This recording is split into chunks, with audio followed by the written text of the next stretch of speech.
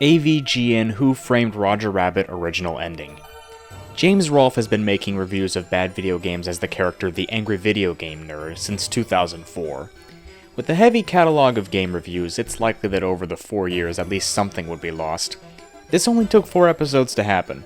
In his review of the Who Framed Roger Rabbit video game from 1989, Rolfe was originally going to end the video with a rant of him shouting and listing comedic things he'd rather do than play the game. Rolfe himself has stated that when the scene was recorded, the audio didn't record. Because of this, the footage was taped over, as Rolfe saw no use for it. Therefore, the entirety of the footage is lost and will remain lost except for this screenshot.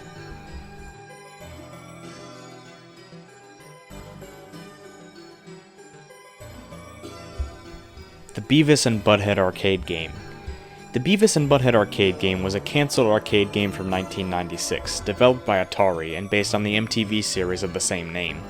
As Midway bought Atari, the current projects that were in development when that happened were all cancelled, with possibly this one being the most sought after. There are a dozen prototype cabinets in circulation, as they were sold at an MTV auction in 1999. A few of them are still floating around and known to still be playable, but as far as public use goes, it doesn't look like they will be anything the masses will be able to get their hands on.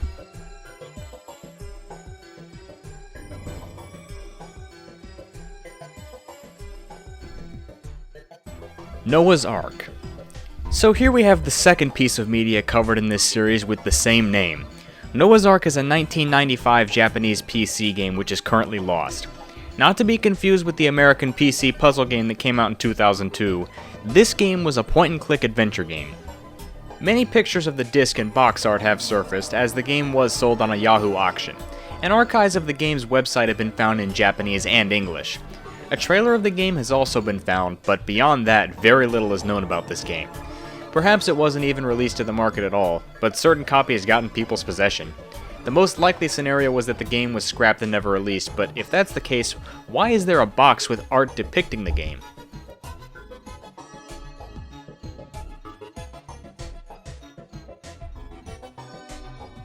Clone High USA. Just about everyone knows Clone High is a Canadian show that aired on Teletoon, but for those that don't know, it's about a high school attended by clones of historical figures such as Abe Lincoln, Joan of Arc, Gandhi, and John F. Kennedy. I highly recommend it. But before it ever materialized, it was actually pitched to Fox under the title Clone High School USA. This was far enough in production that there is still material out there confirming its existence. But the pilot itself that was pitched to Fox is nowhere to be found. Some bits and pieces of what it would have liked have been seen in magazine pages, and YouTuber Rebel Taxi uploaded some models of what the characters would have looked like onto his Tumblr. Obviously, they're pretty different from the final show.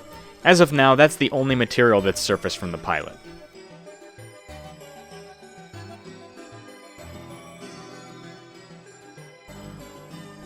The Family Guy pilot. Family Guy is one of, if not the most popular animated sitcom currently airing. However, the show's pilot is really just the first episode of the show, as one was made in 1998 before the show got picked up by Fox. There are some differences between it and the first episode, Death Has a Shadow, and even some of the character designs are different. Peter's glasses frames are a bit thicker, Lois has a lighter hair color, Meg has a different voice actor, and Stewie's overalls are a different color. But despite all those changes, by and large, the episode itself does follow the same story as the first episode of the actual show. That being said, the last 8 minutes or so of the pilot are lost. Fox did air the original pilot, but only 7 minutes of it before cutting it off. The full pilot is said to be 15 minutes long, meaning that less than half of the pilot is viewable today. Your wretched womb. I remember when Stewie was born. He was the only baby I've ever seen who came out smiling. But of course, that was my victory day. The fruition of my deeply laid plans to escape from that cursed ovarian Bastille. Return the device, woman. No toys, Stewie. Very well, then. Mark my words. When you least expect it, your uppance will come.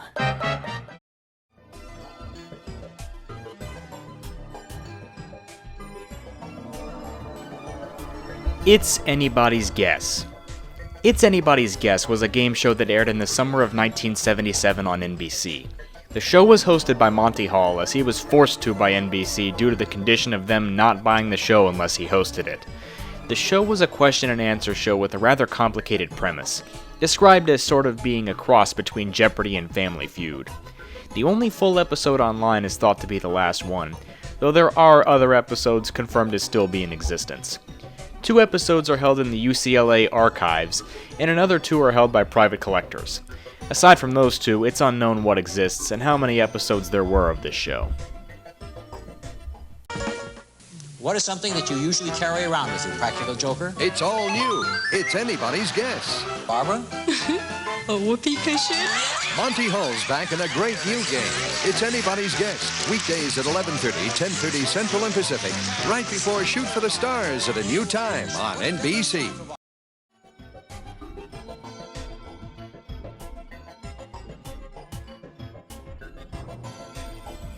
Duke Nukem Forever. While the game Duke Nukem Forever isn't itself considered lost media, its previous versions certainly are. The game is known for having one of the longest development cycles in the history of video games, from 1997 up until its 2011 release. These previous versions obviously differ a lot from the final game. The game's switch to the Unreal Engine delayed it until 2000. After no word on the game's development, a trailer was released in 2001. After still no word after that, the engine was switched again and slated for a 2004 release. After that didn't happen, no news about the game came out until 2008, when screenshots of the game were bundled with a re-release of Duke Nukem 3D. After all that, the game was remade from scratch into the finished version that came out in 2011. None of the previous versions survived, and it's unlikely they'll ever be leaked. Here's some footage of the 1998 trailer.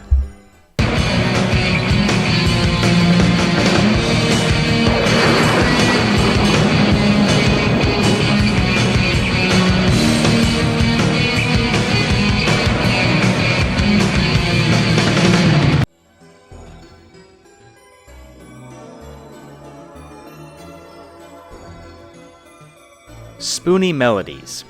Spoonie Melodies are a series of shorts made by Warner Brothers in the early 1930s. They include live-action footage of singers singing the songs, overlaid with animation. They were quite groundbreaking at the time, as they can be considered an early form of what we think of as music videos, and they are essentially precursors to what would become Merry Melodies. As of now, of the 5 known to exist, only 1 is available to view.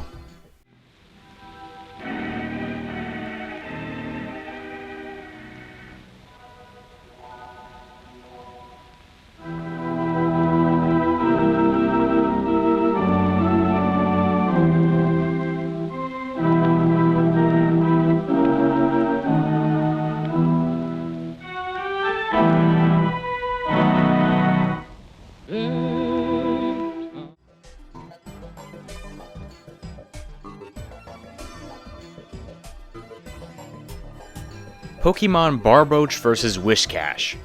In 2004, an episode of Pokemon was postponed and then later cancelled. This was because the characters get caught in an earthquake caused by a Whiscash. The powers that be deemed this bad timing, as before this episode was set to air, the real-life Chuetsu earthquake happened, leading to 66 people dying. Regardless of the fact that it wasn't intentional, as this episode was produced before the earthquake happened, it was still deemed too insensitive to air, and thus the episode is lost. I haven't been able to verify if this is actually true, but it has been reported that the attacks Earthquake and Fissure haven't been used in the show since this episode.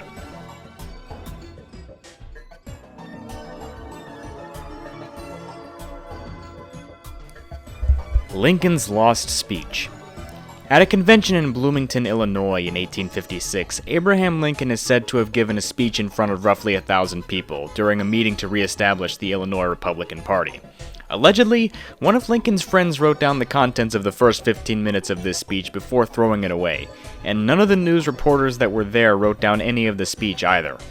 Later on, in the McClure magazine, another of Lincoln's friends published a version of the speech. However, it was published decades after it happened, leading to much skepticism about its validity.